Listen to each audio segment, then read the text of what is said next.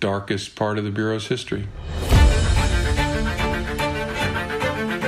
One of the fascinating elements in the documentary was the rich variety of TV appearances that Dr. King made during his tenure. In your research, how did his relationship with the emerging TV news media both help and hurt the causes he represented?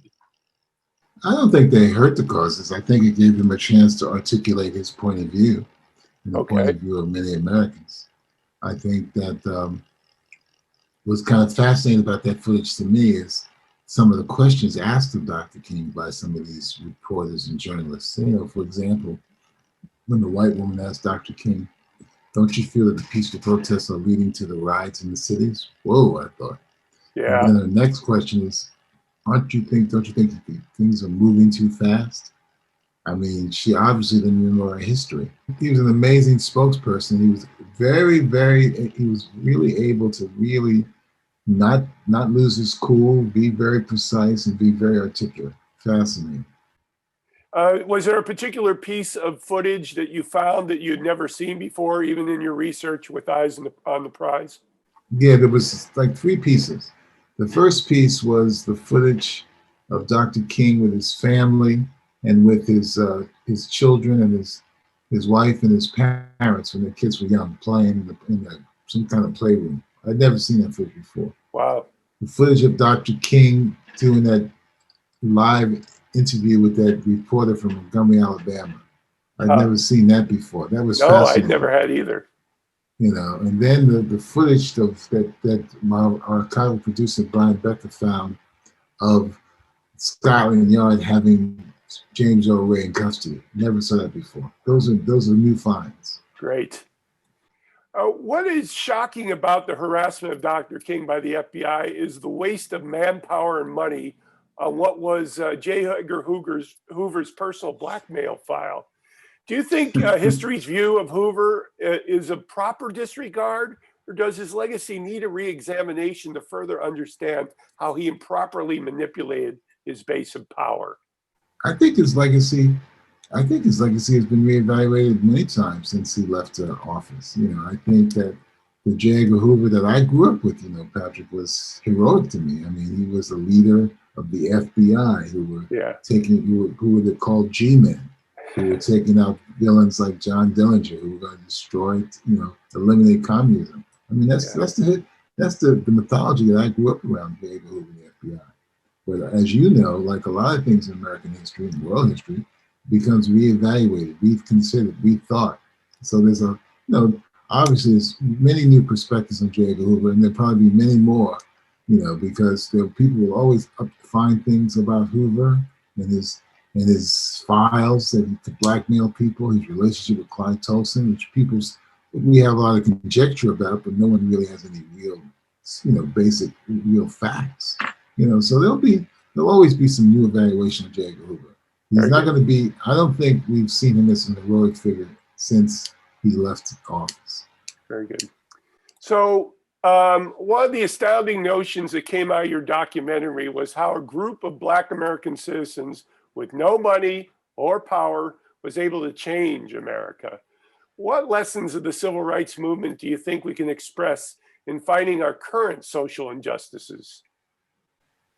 Well, it just goes to show you that people who believe in something very strongly, you know, but want to do it in a way that's going to change America, they will keep at it, you know, and they were tenacious. Dr. King and his associates, you know, the Andy Youngs, the Clarence Joneses, the Ralph Abernathy's, they were dedicated to the idea of nonviolent intervention and breaking the back of segregation and Jim Crow in America.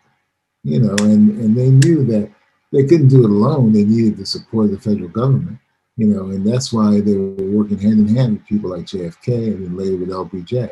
You know, the challenge that Dr. King had to face was that when he decided to go against LBJ in terms of his feeling about Vietnam, that destroyed his relationship with Lyndon Baines Johnson and the administration, you know. But he had to go his own way because that's what he believed. And he was a man who believed sincerely in what he was doing all the time. It was beautiful.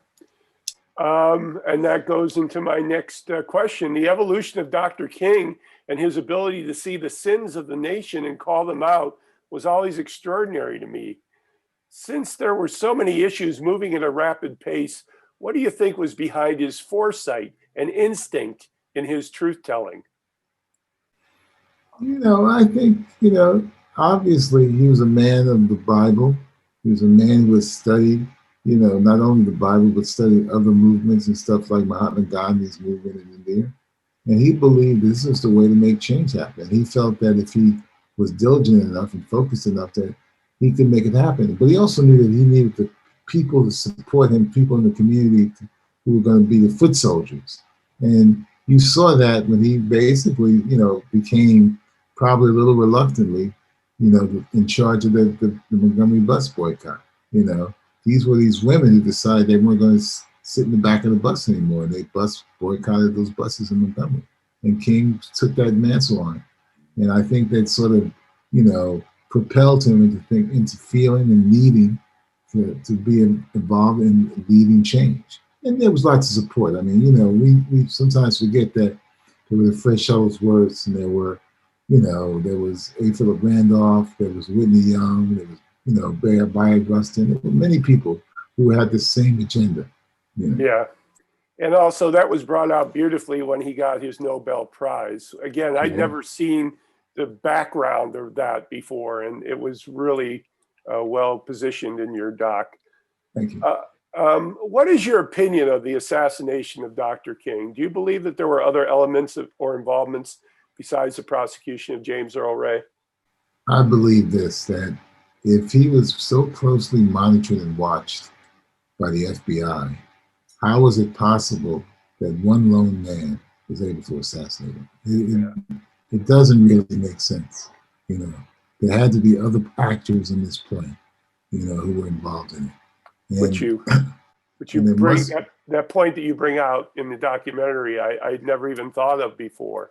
When you're talking about, if he was so surveilled, why, as you said, why was he able to get the shot off? Interesting. Yeah, I mean, as Chuck Knox says in the film, every time they knew that the FBI knew that King was going to another city, it was all hands on deck, to be out there to wiretap his hotel rooms, to bug those rooms, to have agents following him. I mean, there were informants in the FBI. In the SCLC. I mean, it just doesn't make sense. But and I know there's always something that's hidden that will be revealed that will give us a new perspective on the assassination of Martin Luther King. This is Patrick McDonald for HollywoodChicago.com. Copyright 2021.